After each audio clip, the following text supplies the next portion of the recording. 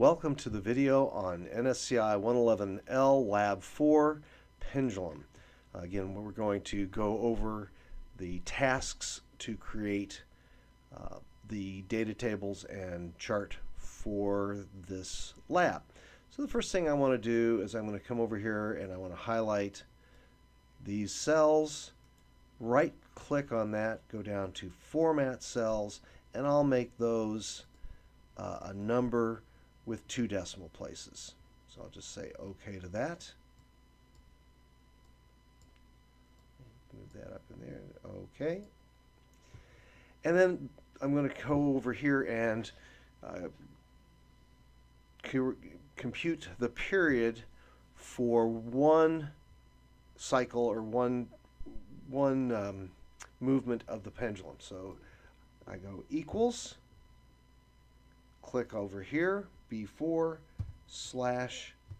So that's, I'm taking cell B4 and dividing it by 10, hit enter, and that gives me my period for one cycle. Okay? The next thing it wants is it wants the gravity. And the formula for gravity is going to be 4 times pi, and pi is 3.14159. Then I'm going to use the up arrow, and then it's squared. 4 pi squared, then all of that times the length. So I click over to the length column, and I then divide that by the period squared. Okay, again, so it's 4 times 3.14159 with the up arrow 2, that squares it, times the length, which is A4, divided by the period, which is C4, and I square the period. I hit enter, and I get 9.85. All right, so what I'm going to do here is I'm going to take those 2 cells, right-click, say copy, and then just highlight this whole mess and say paste. So now I've got my period computations and my gravity computations for each one of those. I'll come down here and I'll say equals average, parentheses, highlight these cells, close parentheses, enter. So that gives me my average. All right, so we'll say that's the average. And my percent error, well, my percent error is going to be equal to the absolute value of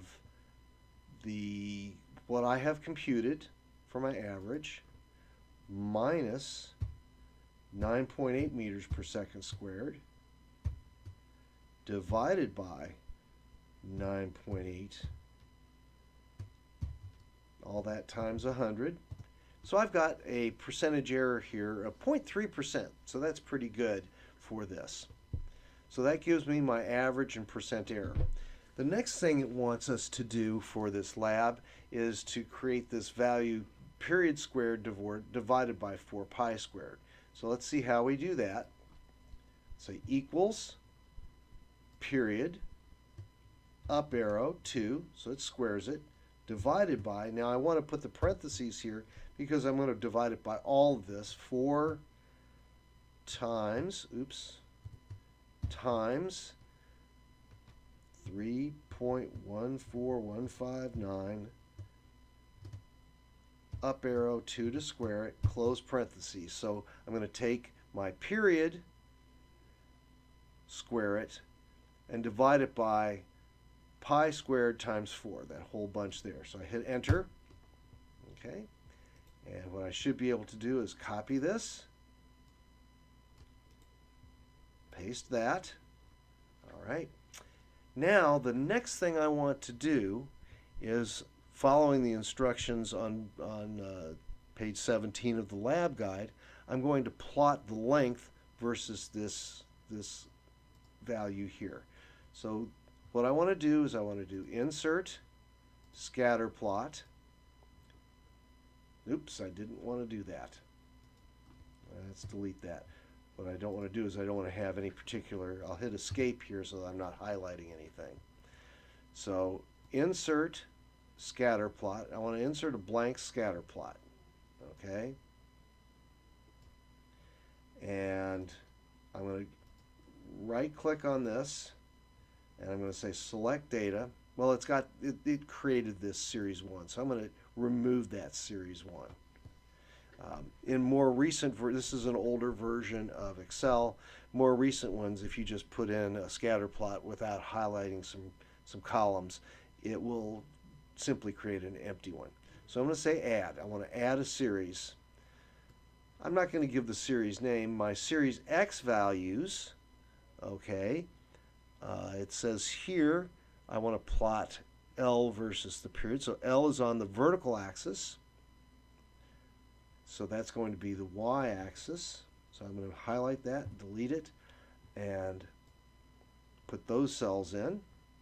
And on the x-axis, it wants these. So I'll click in there, highlight those values, say OK, and now I've got a fairly nice line here.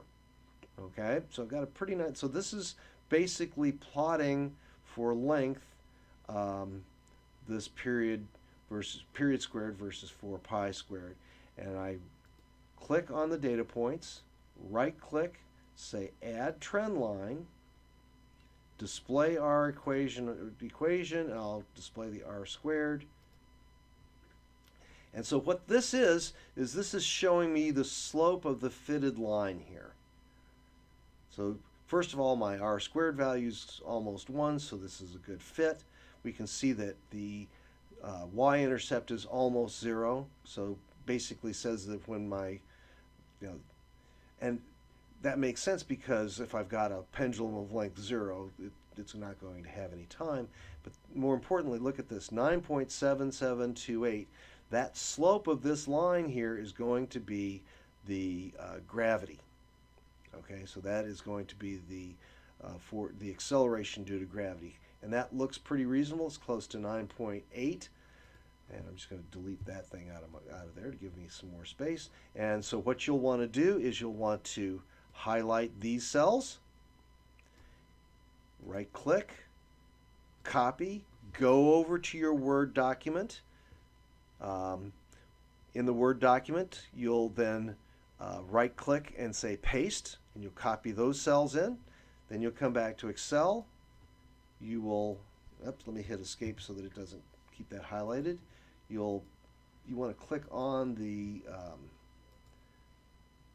the diagram itself, copy, and then paste this graph over in your Word doc. Hopefully this gives you everything you need.